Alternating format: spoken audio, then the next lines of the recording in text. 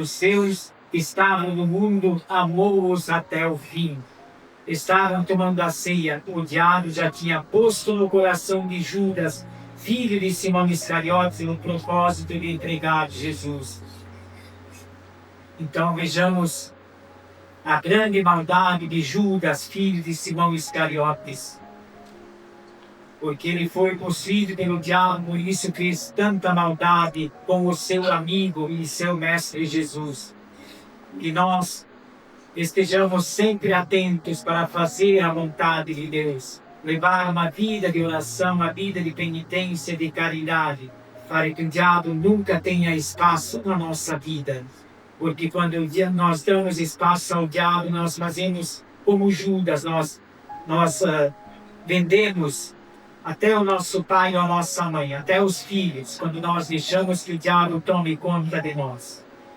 Mas não é o caso de vocês todos estão em busca de Deus.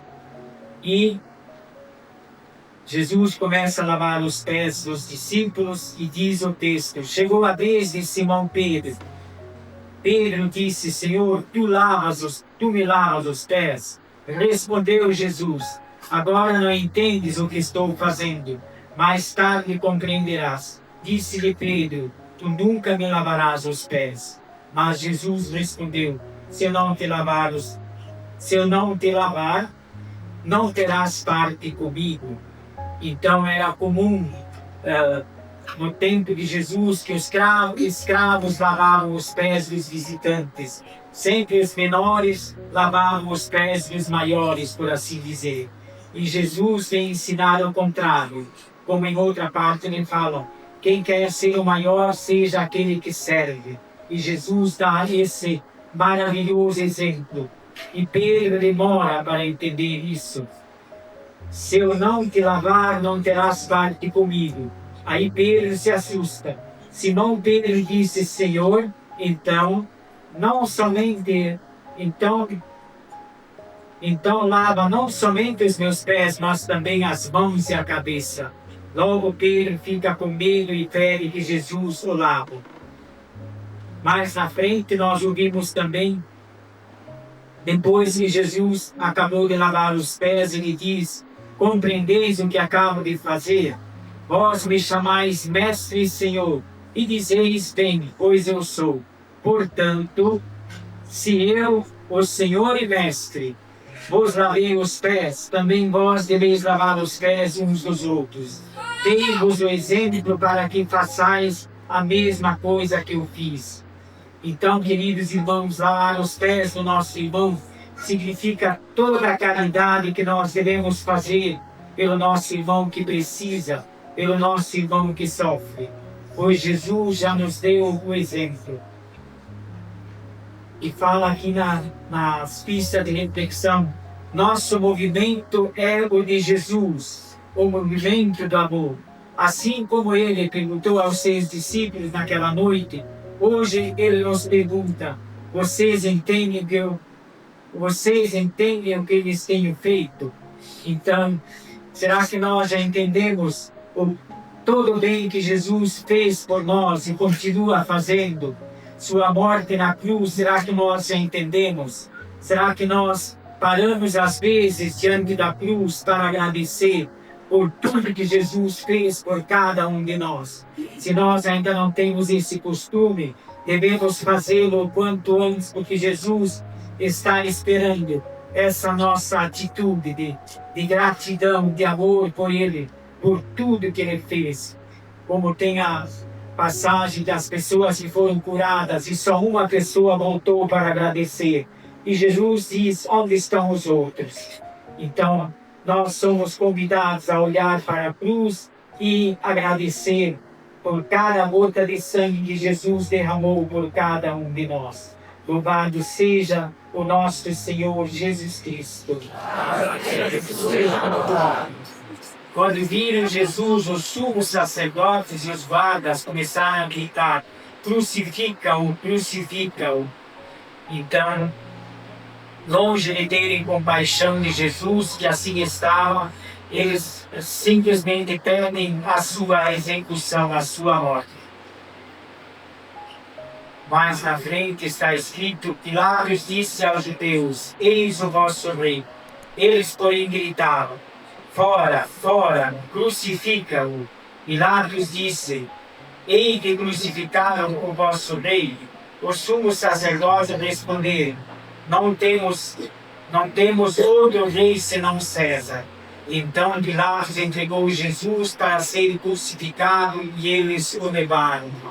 Coloquemo-nos no lugar de Jesus, ser entregue abaixo de gritos e ter que caminhar para a morte na cruz.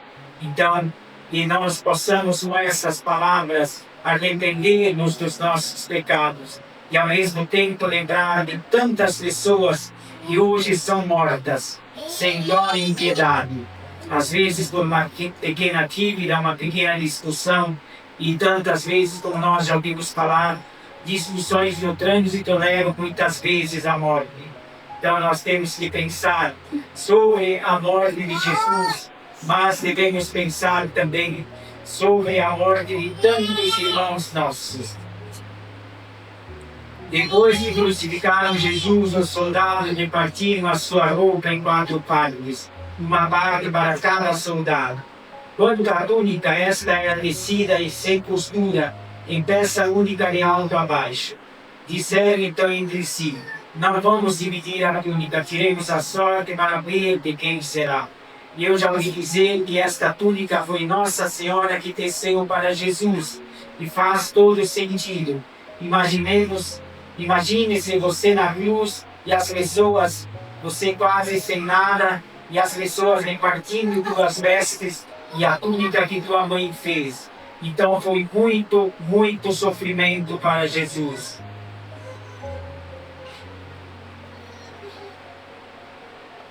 E está escrito também: perto da cruz de Jesus estava em pé sua mãe, a irmã de sua mãe Maria de Cleofas e Maria Madalena. Jesus, ao ver sua mãe e ao lado dela o discípulo que ele amava, disse à mãe: Mulher, este é o teu filho. Depois disse ao discípulo: Esta é a tua mãe. Dessa hora em diante, o discípulo a acolheu consigo. Então, amados irmãos, ali está o fundamento da nossa devoção a Maria, porque quando Jesus entrega a Maria, sua mãe, a João, para que ele cuide dela, ela está sendo entregue a toda a igreja, a todos nós. Então nunca tenhamos medo de rezar uma Ave Maria, porque ela é nossa mãe e ao longo da história tantas vezes se manifestou. E eu costumo sempre lembrar para as pessoas rezarem o texto todos os dias, porque esse pedido foi feito em Fátima em 1917. Então, amados irmãos, se vocês rezarem o texto, não estarão jogando palavras fora, mas se meditarem nos mistérios com atenção, vocês estarão prestando uma grande homenagem à Nossa Senhora e estarão também recordando a Deus pela sua salvação e de suas famílias. Louvado seja o nosso Senhor Jesus Cristo. Sempre seja louvado. Já que é uma liturgia prolongada, mas vamos entregar o nosso cansaço a Deus e Ele nos dará as forças necessárias. E se alguém não se sentir bem, saia, descanse lá fora, pegue um vento, tome uma água que há de melhorar. Estamos aqui para cuidar também dessa parte. Naqueles dias o Senhor disse a Moisés: Por que clamas a mim por socorro? Dize aos filhos de Israel que se ponham em marcha. Quando a ti ergue a vara, estende o braço sobre o mar e divide-o, para que os filhos de Israel caminhem em seco pelo mar. Então, Deus pede a ação de todos, que ninguém fique acomodado, que as pessoas se ponham em marcha. O que Deus está querendo nos dizer nessa noite? Será que nós estamos parados? Será que andamos desanimados?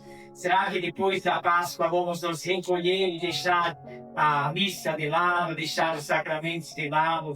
Eu creio que não vamos fazer isso, porque se fizermos isso, nós vamos estar colocando em risco a nossa salvação. Estamos tornando o sacrifício de Jesus inútil para nós quando nós nos entregamos ao pecado, porque cometendo o pecado mortal nós merecemos o inferno e o sacrifício de Jesus ficou para trás. Depois, lá na frente, no mesmo livro do Êxodo, nós lemos: então o anjo do Senhor que caminhava à frente do acampamento dos filhos de Israel mudou de posição e foi para trás deles. E com ele, ao mesmo tempo, a coluna de nuvem que estava na frente colocou-se atrás, inserindo-se entre o acampamento dos egípcios e o acampamento dos filhos de Israel. Para aqueles a nuvem era tenebrosa, para estes iluminava a noite. Então está aí um grande gesto do amor de Deus para proteger seus filhos. Na mesma nuvem, para os egípcios era escura e eles não podiam se aproximar dos filhos de Israel. E para os filhos de Israel ela era luminosa. Sejamos gratos a Deus por tantas maravilhas que Ele tem operado naqueles que chegaram antes de nós à fé. E depois diz também: ora, de madrugada o Senhor lançou um olhar desde a coluna de fogo e da nuvem sobre as tropas egípcias e as pôs em pânico. Bloqueou as rodas de seus carros, de modo que só a muito custo podiam avançar. Disseram então os egípcios: fujamos de Israel, pois o Senhor combate a favor deles contra nós. Então Deus está se manifestando contra os egípcios e a favor do seu povo mais uma vez. Depois o texto fala também: as águas voltaram a cobrir os carros, cavaleiros e todo o exército do faraó, que tinha entrado no mar em perseguição a Israel. Não escapou um só. Então, irmãos amados, também para nós devemos ter muito cuidado de não perseguir os nossos irmãos, de não falar mal, de não lhes causar danos, porque os egípcios queriam simplesmente acabar com o povo de Israel. E o que aconteceu? Aconteceu exatamente o contrário. Então nós certamente temos até exemplos. Se nós nos levantamos contra nosso irmão, todo o mal que nós queremos lhe fazer pode se voltar contra nós. E certamente nós conhecemos exemplos desse tipo. E depois diz também no final já da leitura: naquele dia o Senhor livrou Israel das mãos dos egípcios, e Israel viu os egípcios mortos nas praias do mar. E a mão poderosa do Senhor agir contra eles. Israel temeu o Senhor e teve fé no Senhor e em Moisés, seu servo. Então Moisés e seus filhos e os filhos de Israel cantaram um cântico. Então, amados irmãos, Deus age e faz a obra completa.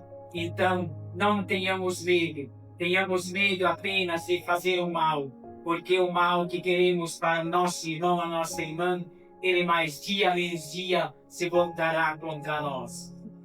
E, chegando agora no Santo Evangelho, nós lemos logo no início: depois do sábado, ao amanhecer do primeiro dia da semana, Maria Madalena e outra Maria foram ver o sepulcro. De repente houve um grande tremor de terra. O anjo do Senhor desceu do céu e, aproximando-se, retirou a pedra, sentou-se sobre ela. Sua aparência era como um relâmpago e suas vestes eram brancas como a neve. Os guardas ficaram com tanto medo do anjo que tremeram e ficaram como mortos. E mais uma vez, Deus entra em ação. Os guardas que querem impedir qualquer coisa, eles acabam sendo assustados pelo anjo e se tornam como mortos diante da grandeza do anjo. Então o anjo disse às mulheres: não tenhais medo, sei que procurais Jesus que foi crucificado. Ele não está aqui, ressuscitou, como havia dito. Vinde ver o lugar onde ele estava. E o anjo dá a ordem: Ide depressa contar aos discípulos que ele ressuscitou dos mortos e que vai à vossa frente para a Galileia. Lá vós o vereis. É o que eu tenho a dizer-vos. Então vejam, o anjo lhes anuncia que Jesus ressuscitou, mas ele também dá ordem para que levem essa boa notícia aos discípulos. As mulheres partiram depressa do sepulcro e estavam com ele, mas correram com grande alegria para dar a notícia aos discípulos. De repente, Jesus foi ao encontro delas e disse: alegrai-vos. As mulheres aproximaram-se e prostraram-se diante de Jesus, abraçando seus pés. Então Jesus disse a elas: não tenhais medo. Também o anjo disse que não tivessem medo.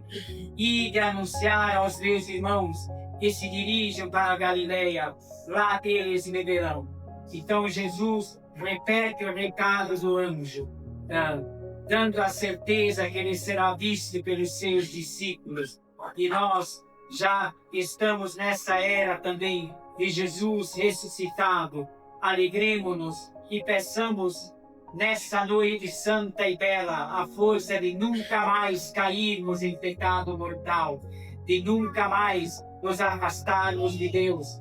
E vejo aqui crianças, queridos pais, queridos avós, tios e tias, ensinem às crianças o Santo Terço da Virgem Maria. E se elas aprenderem, e se vocês sempre rezarem com elas, elas nunca vão cair em pecado mortal. Mas é preciso perseverar, é preciso não desistir nunca de rezar, porque é só parar de rezar e a desgraça entra na nossa vida, na nossa família. Então tomemos nesta santa noite a grande decisão de nunca mais pecar, de nunca mais abandonarmos o santo caminho de Deus. Louvado seja o nosso Senhor Jesus Cristo. Parabéns, seja louvado. Obra completa, Ele nos ergue do chão, Ele nos tira da lama. Como fala o Salmo, retirou-me de um charco de lodo e de lama, colocou os meus pés sobre a rocha, devolveu a firmeza aos meus passos. Então, se alguém perguntar qual é o momento mais importante da Igreja Católica, é a Santa Páscoa, o Tríduo Pascal, o Domingo da Ressurreição. Esse é o centro de toda a nossa fé cristã. E o Santo Evangelho nos diz, no primeiro dia da semana, Maria Madalena foi ao túmulo de Jesus bem de madrugada, quando ainda estava escuro, e viu que a pedra tinha sido retirada do túmulo. Então, a surpresa de ver que o túmulo estava vazio. Então, ela saiu correndo e foi encontrar Simão Pedro e outro discípulo, aquele que Jesus amava, e lhes disse: tiraram o Senhor do túmulo e não sabemos onde o colocaram. Jesus diversas vezes falou que iria ressuscitar, mas eles não entenderam, porque eles procuravam Jesus morto lá no túmulo. E o túmulo é aberto e sem Jesus, e aí vem a surpresa. Depois o texto continua. Então ela saiu correndo e foi encontrar Simão Pedro, o discípulo aquele que Jesus amava. Pronto. Saíram então Pedro e outro discípulo e foram ao túmulo. Os dois corriam juntos, mas o outro discípulo correu mais depressa que Pedro e chegou primeiro ao túmulo. Então, eu aprendi no curso de teologia que quem ama tem pressa, quem ama corre. Então a gente vê todos eles correndo, porque viram Jesus morrer de uma forma tão cruel, de uma forma tão terrível, e sabiam que ele foi sepultado todo chagado, todo ensanguentado, e eles não tinham nenhuma esperança, nenhuma noção do que poderia acontecer com aquele corpo tão chagado e tão ferido. Depois continua. Olhando para dentro, viu as faixas de linho no chão, mas não entrou. Chegou também Simão Pedro, que vinha correndo atrás, e entrou no túmulo. Viu as faixas de linho deitadas no chão e o pano que tinha estado sobre a cabeça de Jesus, não posto para as faixas, mas enrolado no lugar à parte. Então entrou também o outro discípulo que tinha chegado primeiro ao túmulo. Ele viu e acreditou. E esse discípulo é aquele que Jesus amava. Então, quem ama crê, quem ama espera, quem ama suporta. E continua no finalzinho do Evangelho. De fato, eles ainda não tinham compreendido a Escritura, segundo a qual ele devia ressuscitar dos mortos. E nós aqui presentes, será que já entendemos a ressurreição? Certamente para mim falta muita coisa para entender a grandeza desse fato, desse acontecimento. E vamos com muita humildade pedir no dia de hoje, no resto da nossa vida, para que nós possamos acreditar em Jesus. E Jesus transformou a vida dos apóstolos e das santas mulheres. Será que nós estamos deixando que Jesus transforme a nossa vida? O que falta transformar em nós? Desde o tríduo pascal ou desde a quaresma até agora, será que mudou alguma coisa em nós? Se não mudou, vamos pedir com urgência que a gente mude, senão nós podemos chegar até a hora da nossa morte sem a nossa conversão. Então, mesmo indo para a igreja todos os domingos e dias de preceito, todos nós, começando por mim, temos muito mesmo a mudar, para que na hora que Deus nos chamar, para que nós possamos encontrar abertas as portas do céu. E para quem não sabe, tem uma pequena oração que o Padre faz para quem está morrendo, que se chama indulgência plenária. Recebendo essa oração, você irá diretamente para o céu, não irá para o purgatório. Então, convém colocar no nosso testamento como nós queremos ser assistidos no final da vida, que um dia todos nós vamos chegar lá, não é mesmo? Então, dizer, chame o Padre e para que ele me dê a unção dos enfermos, para que ele me dê também a indulgência plenária, para eu não precisar passar pelo purgatório. Então, gente, Deus faz tudo por nós, tudo mesmo, mas nós precisamos buscar. Tudo isso vale para mim em primeiro lugar. Precisamos buscar hoje, amanhã e até o fim da nossa vida. Precisamos buscar Jesus, pedindo sempre a intercessão de sua mãe e nossa mãe Maria Santíssima. Louvado seja o nosso Senhor Jesus Cristo. Creio em Deus Pai.